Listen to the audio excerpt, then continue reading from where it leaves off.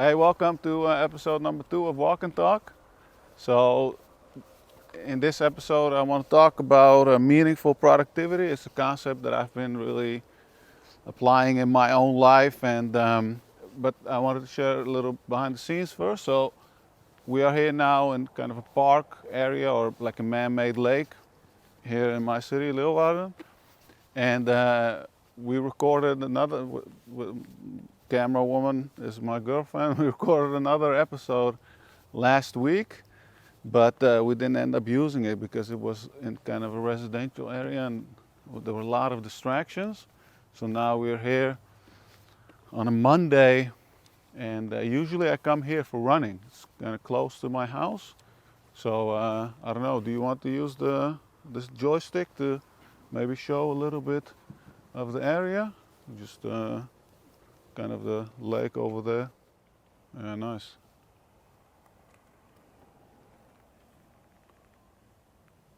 Yeah, so this is a place I usually come for running here.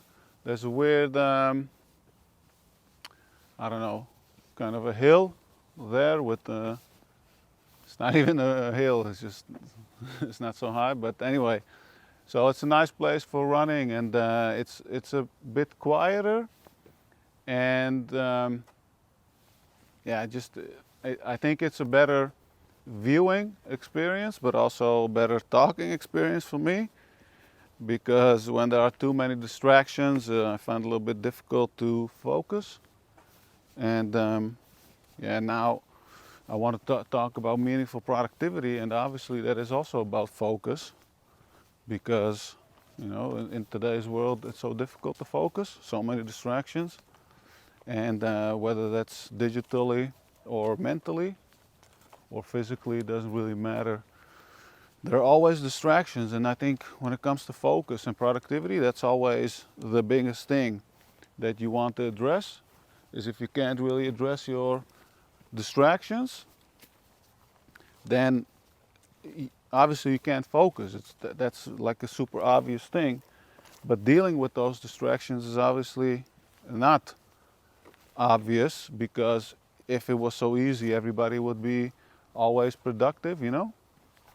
So meaningful productivity for me is like, it's a concept I published an article about today on my blog.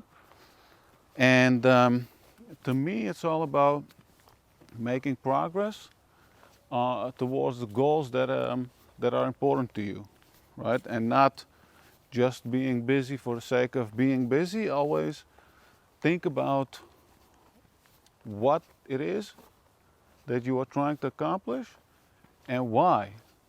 You know, what are you getting in return for the time investment that you are making?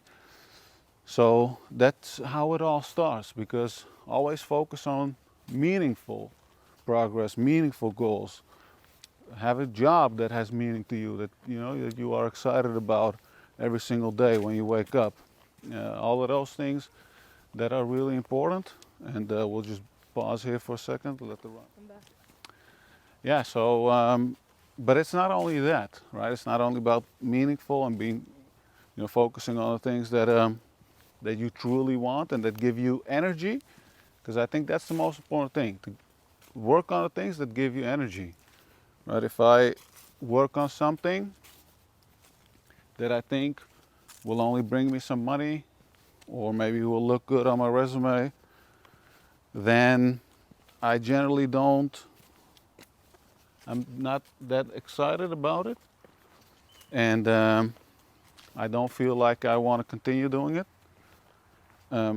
But if I find something, if I find a meaning to it, so for example, like I'm not really into social media, I'm not a big social media user or consumer, but I've been recently posting more on Twitter and LinkedIn, because I really love the fact that on these platforms people are writing short form content and using the least amount of words and sentences to prove a point or to teach something. And I see that and I think to myself, oh, okay, that's a really good skill that I always want to practice, you know? and I always make sure that I always make sure that I apply it to my writing in general, whether it's an article that I write or a book. I always want to write short and to the point, make sure that it's valuable. But you know, now that I'm doing these Twitter and LinkedIn posts, I'm seeing it as a way to really practice that skill, hone it. So I really like it, and that's the thing that's meaningful for me. Not necessarily growing an audience on social media. And if it comes, that's great. If it doesn't come, at least I take some time to practice that skill. You know, because first of all, it's very valuable, and I love the practice. And I think that's also, by the way, like a secret of work and success in life is that if you see everything as practice and you always get better at the things that you do, then results usually come automatically. Now, the thing is, people often want to have big results, me included, obviously. You know, it would be great if we could write a few tweets and then you have 1 million followers, but obviously that almost never happens. So, you know, let's pause it for a second. Yeah, so, yeah, I was saying that I see it as practice, you know, and then that really helps me to enjoy the process. Because if you don't enjoy the process, you won't be able to do it. Another thing is that we were talking about doing an app or you know another side business together with my girlfriend, and we were talking about like finding something that you really enjoy creating, because otherwise, you know, if you do something that you think will do well or that you make some money with it, then at some point you'll hit a wall, and then what do? If you really love it, has a lot of meaning to you, and something that is very important to you, you'll keep going. But if it's not, then you'll give up, you know? Right? So, so yeah, that's the key also. Always working on something that has meaning to you, that's important. And then there are a couple of other things, like more techniques, right? So one of the things that I've been doing now for a very long time is that I avoid multitasking as much as I can, because the main risk when you are multitasking or when you are working on a lot of things. What's this? Someone left their tent over there. Or maybe someone's sleeping in there, I don't know. But if you're working on a lot of different things at the same time, then you feel like, oh, you know, I'm so busy, I'm making progress, I'm getting after it or whatever. Then you can get caught into this hustle cycle, hustle loop, and then you keep going, and then you realize, oh, I didn't work on the right things at all, you know? Was it really worth it? Was it worth it for me to work on all of these things? I don't know. So I try to avoid that by avoiding multitasking. I don't want to be too busy and too active.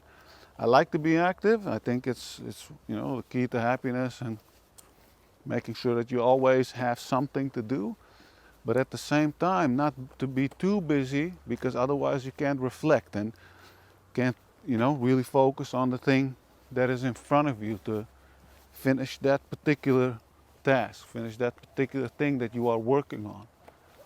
I think that's really an important strategy for productivity, for work, for everything else in life.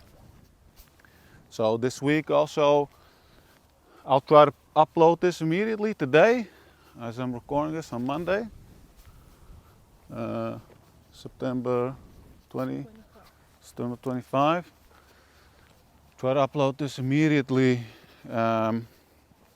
I opened my registration for my course, Procrastinate 02, yesterday, and I usually do that by sending out an email and just letting people know about the course. So it's one of the 3 main courses that I have. I have Effective Writing, Digital Business School, and Procrastinate Zero, and I try to update them every single year.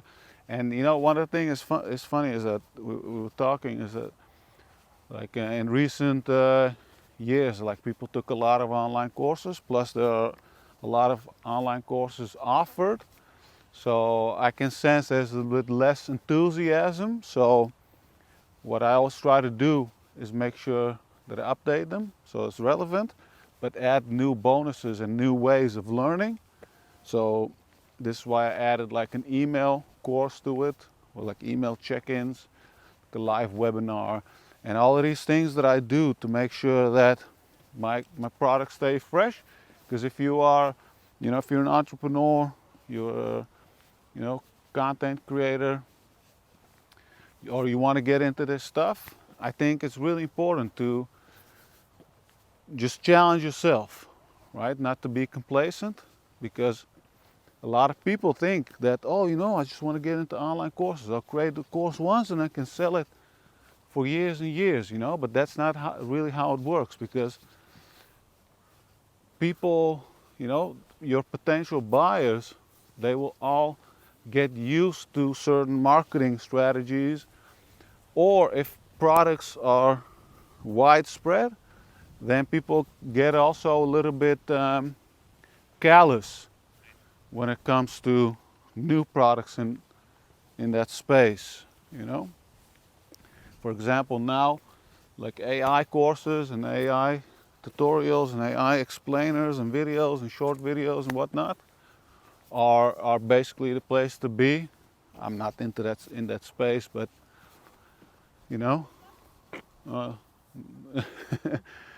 my girlfriend is pointing at the ducks. I thought I thought something bigger was going on, but anyway, yeah. So I'm not in that space, but it's super popular. It attracts a lot of viewers, and everyone wants to know how to make money and how to. Whoa, what was that? And there was a loud duck, but like those things are very popular. But there also comes a time, let's say like if you're watching this and you are in that space, you teach AI or whatever, you want to do, stuff in the AI space, at some point people move on to the next thing, Like there are always trends, and things change, There was a time when productivity strategies and tips and articles and videos and podcasts were very popular, and I got a lot of articles that went viral with tips and all of that, and then a lot of people start doing it, and then people care less, only the ones who are after that particular, like if you are someone now like, oh shit, I need a productivity system, I need to find a way, I'm stuck, I need to increase my output or something like that, okay, in that case, then you are searching for it and you want it. But when something is popular, then you also reach a lot of the mainstream audience or readers or whatever it is. So those people are not necessarily looking for something, right? And those people are also not your buyers.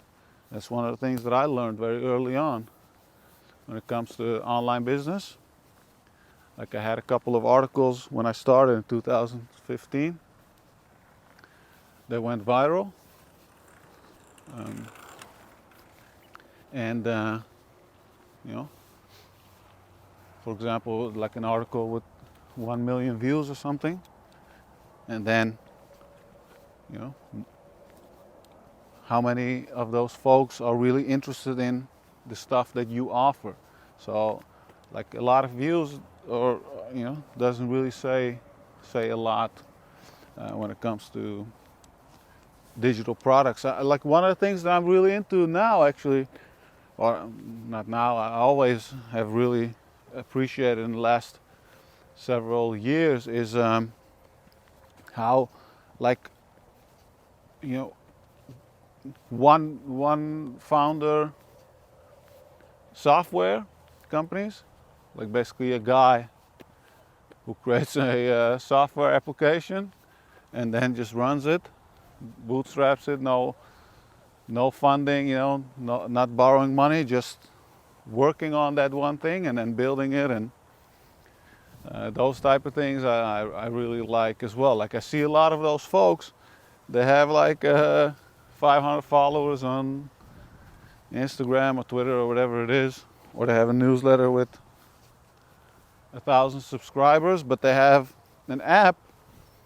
with tens of thousands of users because they create something that is for a particular audience, for a small group, and then it helps to solve a problem, and then those people are willing to pay for it, and I think that's pretty cool, because if you find ways to provide value to other people, you solve problems or whatever, then others are willing to pay for that. And I think that is really the essence of being an entrepreneur, but also of being of someone who makes a contribution to the company they work for. If you are able to, provide value at your company, it's basically the same idea. You solve problems, you create value. Hopefully you get rewarded for it. If you don't, you learn skills and you move on and you go to somewhere where they do value you. So I think that's also a way to keep things meaningful for yourself, because if you always work on things that don't give you energy, and I'm not talking about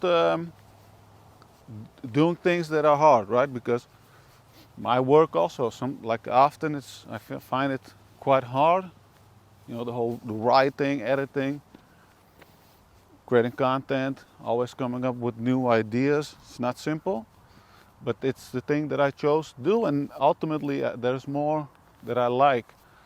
And just because something is hard, it doesn't mean, you shouldn't do it, or it shouldn't give you energy. A lot of hard things actually give you a lot of energy when you accomplish them. So that's kind of an update of what I've been working on, what I'm thinking about, what I'm writing about. So the next episode of Walk and Talk will probably be in a while, because we're working on some things and traveling. So probably not able to record, but I do plan to make another trip down south in Europe towards the south of Spain, and spend some time there in the winter. So probably do some recording on the road, because we're going by car in November probably. So I'll check in with you guys then. In the meantime, just let me know what you think. I've been recording a little bit more recently, or uploading a little bit more on YouTube. It's going quite well. It's not the same amount of views and reach as the last time I did it, but like I was saying, it's not really important as long as you reach the right people and you find some value in the things that you do. And for me, I feel like that is the case. But obviously, if you keep doing something and there's no progress at all, then I'm the type of person who goes reassess and think, okay, is this really the right way to reach a lot of people? And obviously things take time, but for now I think it's a good pace. I found a way to be somewhat consistent with YouTube, and I'm gonna keep doing that. So yeah, let me know your thoughts. Share your thoughts in the comments, how you stay productive, what you think of meaningful productivity, what you think of the channel, etc., etc. Thank you for watching, and I'm going to greet you from here, northern Netherlands, where everything is green. Take care.